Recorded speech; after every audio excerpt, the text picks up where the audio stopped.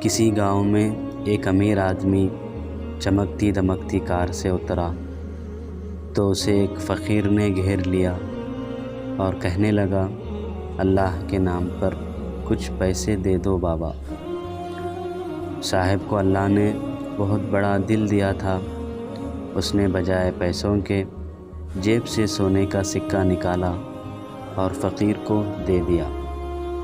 اب فقیر تو فقیر ہے، سونا کیسے پہچانتا؟ سونے کا سکہ واپس کر دیا اور پیسوں پر اصرار جاری رکھا۔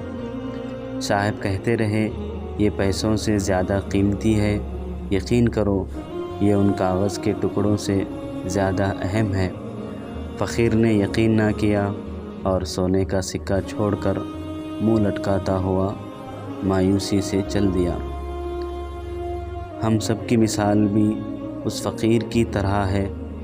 ہم اللہ پاک سے مانگتے ہیں، وہ ہمیں سونے کا سکہ دیتا ہے، یعنی ہماری مانگی گئی چیز سے بہتر چیز عطا کرتا ہے، لیکن ہم گنہگار چند پیسوں پر اصرار جاری رکھتے ہیں اور بالآخر مایوس ہو جاتے ہیں۔ اللہ تعالیٰ نے قرآن پاک میں ارشاد فرمایا، نا امید نہ ہو، کمزور نہ پڑو، غمگین نہ ہو، مایوس نہ ہو۔ آپ کی زندگی میں جو کچھ ہوتا ہے وہ آپ کے اچھے کے لیے تو ہے۔ مومن کبھی مایوس نہیں ہو سکتا، کیونکہ اللہ پاک فرماتے ہیں، بے شک ہر مشکل کے ساتھ آسانی ہے۔